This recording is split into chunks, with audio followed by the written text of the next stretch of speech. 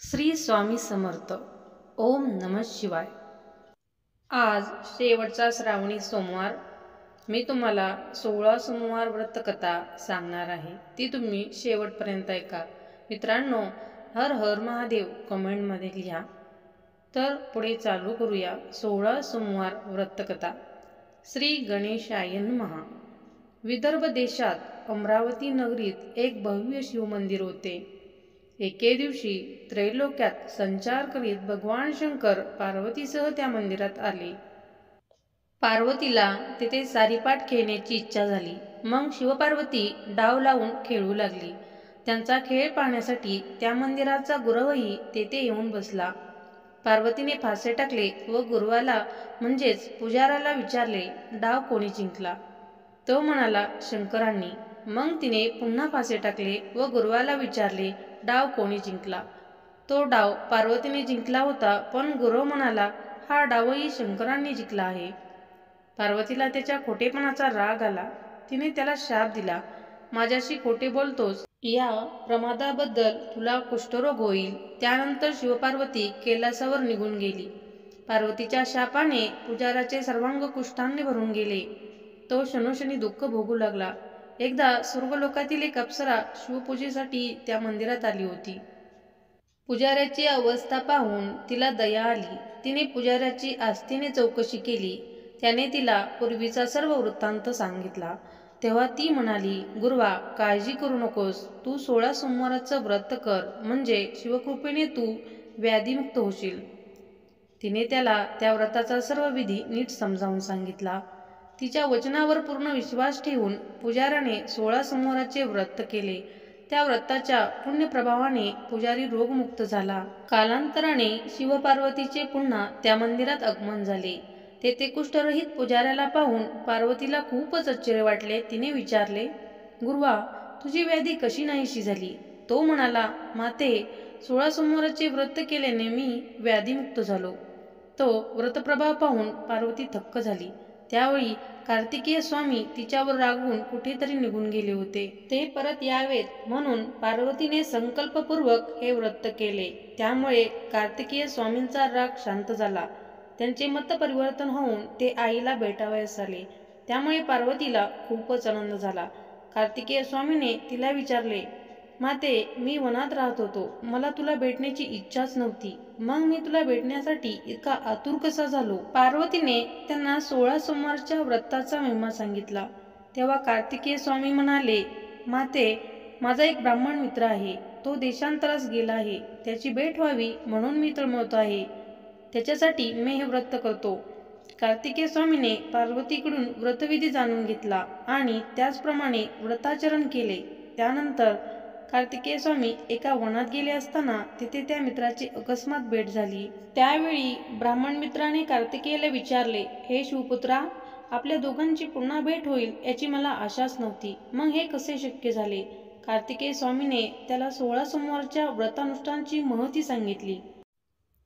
तो ब्राह्मण मित्र अविवाहित होता. त्याने स्वतःचे लग्न व्हावे म्हणून मनोभावे 16 सोमवाराचे व्रत केले.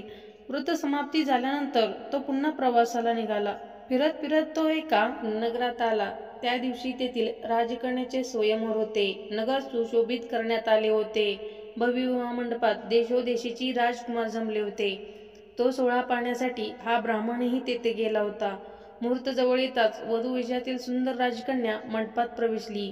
राजाने शृंगारलेल्या हत्तीणीच्या सोंडेत वरमाला दिली आणि ही हत्तीण ज्याच्या गळ्यात वरमाला घालील त्याच्याशीच राजकन्येचा विवाह लावण्यात येईल असा पण घोषित केला. हत्तीण वरमाला घेऊन सभा मंडपात फिरली. मग लोकांच्या गर्दीत प्रवेशली. तेथे या ब्राह्मणाच्या गळ्यात माळ घातली. राजाने आपल्या कन्येचा त्याच्याशी थाटामाटात विवाह लावला. आनंद म्हणून अपार संपत्ती दिली. एके दिवशी ती दोघे एकांतात असताना राजकन्येने पतीला विचारले, प्राणनाथ, आपण सातत्याने देश भ्रमण करीत होता. मग तुम्हाला कोणत्या पुण्याईने माझी प्राप्ती झाली? ब्राह्मणाने तिला 16 सोमवाराच्या व्रतानुष्ठानाचा प्रताप सांगितला. राजकन्येला मोठे नवल वाटले. त्या व्रताची प्रचिती घेण्यासाठी तिनेही पुत्रप्राप्तीचा हेतू मनात धरून 16 सोमवाराचे व्रत केले. तिला अत्यंत तेजस्वी व सद्गुणी पुत्र झाला. मोठा झाल्यावर त्याने मातेला विचारले, आई, तुला माझ्यासारखा सर्व गुणसंपन्न पुत्र झाला याचे काय कारण आहे? ती म्हणाली, बाळा, तू आमच्यासाठी शिवाचा वरप्रसाद आहेस. तिच्या मुखातून सर्व पूर्ववृत्त ऐकून त्या ब्राह्मणपुत्राने राज्यप्राप्तीची इच्छा धरून हे व्रत करण्यास प्रारंभ केला. त्यानंतर तो देशाटनास निघून गेला. मार्गामध्ये व्रताचरण चाललेलेच होते. फिरत फिरत तो एका नगरात आला. तेथील राजा वृद्ध होता. त्याला एकच कन्या होती. त्याने तिचे स्वयंवर मांडले होते.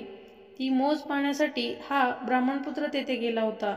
त्याचे राजबिंडे रूप आणि मुखचर्येवरून झळकणारे ज्ञान तेज पाहून राजकन्याने त्यालाच वरमाला घातली. राजाने त्या दोघांचा विवाह लावून दिला. ब्राह्मणपुत्राला राज्याभिषेक केला आणि तो स्वतः तपश्चर्येला निघून गेला. ब्राह्मणपुत्राला शिवकृपेने व्रत पूर्ण होण्याच्या आतच राज्यपद प्राप्त झाले. त्याने व्रत पूर्ण केले. 17व्या सोमवारी त्याला व्रताचे उद्यापन करावयाचे होते. त्या दिवशी तो शिवालयात गेला. त्याने आपल्या पत्नीला 5 शेर कणकीचा चूरमा पाठवून देण्यास सांगितले होते. तिने विचार केला, आपला पती राजा असून 5 शेर पिठाचा चूरमा काय मागवतो? लोक चुरम्याला हसतील, आपल्या पतीची निंदा करतील. म्हणून तिने 500 रुपये लहान लहान थैल्यामध्ये भरून मंदिरात पाठवून दिले. चुरमा वेळेवर आला नाही म्हणून शंकराला राग आला. त्याने आकाशवाणीने सांगितले, हे राजा, तुझ्या राणीने व्रतभंगाचे पातक केले आहे. त्यामुळे तू राजाला मुकशील. तू तुझ्या पत्नीला घालून दे, अन्यथा सर्वनाश होईल. राजाने प्रधानाशी विचारविमर्श केला. प्रधान म्हणाला, महाराज, जिच्या पित्याने तुम्हाला राजवैभव दिले त्या राणीचा तुम्ही त्याग केलात तर कृतज्ञ म्हणून तुमची मोठी अपकीर्ती होईल. तेव्हा पुन्हा आकाशवाणी झाली, राजा, पत्नीला घरात ठेवशील तर तुझाही नाश होईल. राजा प्रधानाला म्हणाला, देवाची आज्ञा अमान्य करणे अयोग्य आहे. प्रधानालाही ते पटले. राजाने त्याच दिवशी आपल्या पत्नीला राज्याबाहेर घालून दिले. व्रत उद्यापनात स्वतःची अक्कल चालवल्याबद्दल तिला अशी शिक्षा झाली होती. राजवैभवात राहणारी ती राणी अक्षरशः दीन झाली. ताणभुकेने व्याकुल होऊन उन्हातानात वणवण भटकू लागली. ती फिरत फिरत एका नगरात आली. एका वृद्धीने तिला आपल्या झोपडीत आश्रय दिला. तिला खाऊ पिऊ घातले. एके दिवशी म्हातारीने तिला विक्रीसाठी काही वस्तू दिल्या. त्या घेऊन ती बाजारात जात असताना अचानक वादळ आले. त्या वाऱ्याने तिच्या डोक्यावरील सर्व सामान उडून गेले. ते शोधूनही सापडले नाही. राणी हताश होऊन म्हातारीकडे आली. नुकसान झाल्यामुळे चिडलेल्या म्हातारीने तिला तत्क्षणी घालवून दिले. त्यानंतर राणी तेल्याच्या घरी राहून त्यांच्या पत्नीला मदत करू लागली. एके दिवशी तेल्याने 4 घागरी भरून तेल काढले. ते विकण्यासाठी पाठवायचे होते. राणीची त्यावर दृष्टी पडली तर काय आश्चर्य! त्या घागरीमधील सर्व तेल क्षणार्धात नाहीसे झाले. त्यामुळे चिडलेल्या तेल्याने त्या अवलक्षणी राणीला घरातून हाकलून दिले. निराधार झालेली ती राणी एका नदीपाशी गेली. त्या नदीला पुष्कळ पाणी होते. तिने ओंजळीने पाणी प्राशन केले. तेव्हा तिच्या हस्तस्पर्शाने ती नदी पूर्णतः आटून गेली. लोकांच्या भीतीने राणी अरण्यात भटकू लागली. तिला एक सुंदर तळे दिसले. ती पाणी पिण्यासाठी पुढे गेली. तेव्हा तिची दृष्टी पडताच त्या तलावातील पाण्यात किडे पडले. सगळे पाणी नासले. गुराखी गुरांना पाणी पाजण्यासाठी रोजच्यासारखे तेथे आले. तेथील प्रकार पाहून निघून गेले. गायी व त्यांची वासरे तहानलेली राहिली. काही वेळाने गोसावी पाणी नेण्यासाठी तेथे आला. पाण्यात किडे पडलेले पाहून त्यालाही मोठे आश्चर्य वाटले. तेवढ्यात त्याचे राणीकडे लक्ष गेले. अरण्यात एकाएकी असहाय्य अवस्थेत रडणाऱ्या राणीला पाहून त्याला दया आली. त्याने तिच्या आस्थेने चौकशी केली. तिची हकीकत ऐकून तो म्हणाला, तू मला कन्येसमान आहेस. तू माझ्या आश्रमात स्वस्थ चित्ताने राहा. तुला अन्न वस्त्राची चिंता राहणार नाही. राणी तपस्व्यांच्या आश्रमात राहू लागली. पण तेथेही तिची दृष्टी पडताच वस्तू नाहीशी होणे, तिचा हस्तस्पर्श होताच अन्न व पाण्यात किडे पडणे हे प्रकार होऊ लागले. तेव्हा गोसावीही चिंतामग्न झाला. हा काय प्रकार आहे हे जाणून घेण्यासाठी त्याने एक अनुष्ठान केले. त्याच्या अनुष्ठानाने प्रसन्न झालेल्या शंकरांनी त्याला दर्शन दिले आणि वर मागण्यास सांगितले. गोसावी म्हणाला, हे शंभू महादेवा, माझ्या धर्मकन्येच्या बाबतीत सर्व विपरीत होत आहे. त्यामुळे ती खूपच दुःखी होत असते. याचे कारण काय आहे?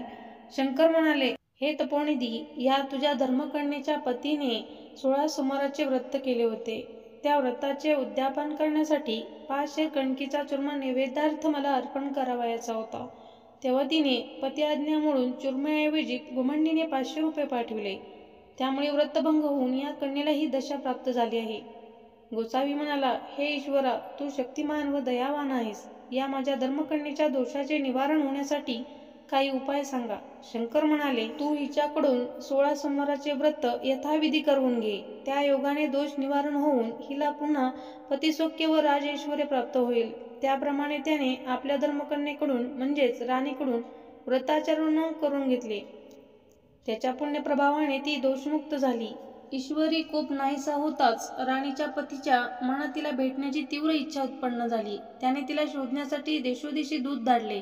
त्याच्यापैकी काही हेरांनी राणीला गोसाव्याच्या आश्रमात पाहिली. हे वृत्त कळताच राजाला परमानंद झाला. त्याने प्रधानाशी विचारविमर्श केला. मग तो प्रधानासह गोसाव्याच्या आश्रमात गेला. त्याला वंदन करून त्यांची वस्त्र अलंकाराने पूजा केली. आधीचे वृत्त सांगून राणीला माझ्या समवेत पाठवा अशी विनंती केली.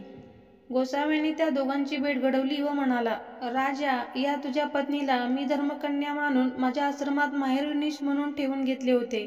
तू हिला घेऊन जा. आता दोघांची शिवाराधना करीत सुखाने संसार करा. राजाने राणीला सन्मानाने नगरात नेले. तिच्या आगमनाप्रित्यर्थ मोठा आनंद उत्सव केला. ब्राह्मणांना व याचकांना पुष्कळ दानधर्म केला. त्यानंतर ती दोघे सुखाने व आनंदाने कालक्रमणा करू लागली. 16 सोमवार व्रतकथा संपूर्ण. ही कथा संपूर्ण ऐकल्याबद्दल ईश्वर तुमची इच्छा पूर्ण करो. सर्व दुःख दूर होऊन तुमच्या जीवनात आनंद येवो, ही ईश्वर चरणी प्रार्थना. श्री स्वामी समर्थ. ओम नमः शिवाय. आमचा व्हिडिओ आवडला असेल तर चॅनलला लाईक आणि सबस्क्राईब करा. ओम नमः शिवाय. ओम नमः शिवाय. ओम नमः शिवाय. ओम नमः शिवाय. ओम नमः शिवाय. ओम नमः शिवाय. ओम नमः शिवाय. ओम नमः शिवाय. ओम नमः शिवाय. ओम नमः शिवाय. ओम नमः शिवाय.